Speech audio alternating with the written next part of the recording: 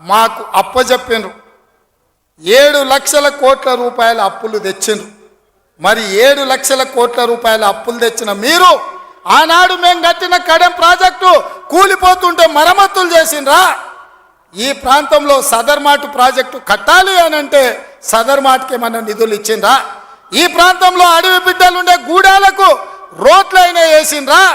ఈ అడవి బిడ్డలకు మిషన్ భగీరథ పేరు మీద 40,000 కోట్ల రూపాయలు దోసుక తిన్నారు. తాగడానికి మంచినీళ్ళు ఇచ్చిండ్రా? ఒకవేళ మీరు ఈ గూడాలకు మంచినీళ్ళు ఇచ్చుంటే ఇవాళ మా మిత్రుడు బట్టి విక్రమార్క గారు 60 కోట్ల రూపాయలతోని మళ్ళీ గూడాలకు తాగడానికి నీళ్లకు నిధులు ఇవ్వాల్సిన పరిస్థితి ఎందుకు వచ్చింది అని చెప్పి నేను ఆ సన్నాసిని నేను అడుగుతున్నా. నిజంగా నేను అభివృద్ధి చేస్తే నాగోబా గుడికి 7 కోట్ల రూపాయలతోటి ఈరోజు మేము కార్యక్రమాలు తీసుకోవాల్సిన పరిస్థితి ఉంటుండేనా? ఇవాళ గూడాలకు రోడ్లు లేని ప్రాంతాలకు 27-28 కోట్ల రూపాయలతోటి ఇవాళ రోడ్లు వేసే అవకాశం మాకు వస్తుండేనా? ఇవాళ ట్రైకార్ ద్వారా చదువుకునే పిల్లలకు తరగతి గదులు లేకపోతే 10 కోట్ల రూపాయలతోటి ఇవాళ తరగతి గదులు ఆదివాసి బిడ్డలు చదువుకోవాలి, ఐఏఎస్లు ఐపీఎస్లు కావాలి, ఈ రాష్ట్రాన్ని దేశాన్ని ఏలాలి అని చెప్పి ఇవాళ 10 కోట్ల రూపాయలతోటి తరగతి గదులు మేము నిర్మించినాం తప్ప నిర్మించడానికి నిధులు ఇచ్చినాం. ఒక్క రోజైనా ఈ బిడ్డల కోసం నువ్వు సమీక్ష చేసినావా అని నేను అడుగుతున్నా.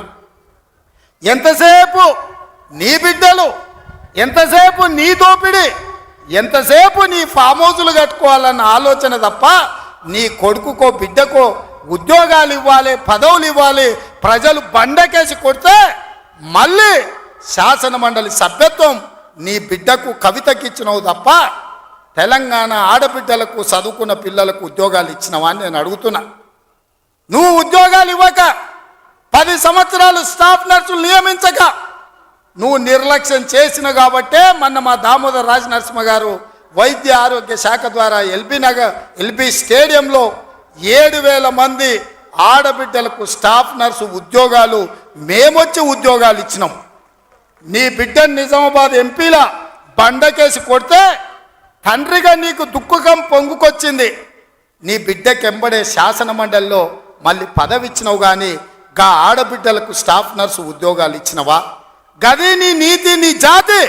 మరి మేము 7,000 ఉద్యోగాలు స్టాఫ్ నర్సులు ఇచ్చినాం.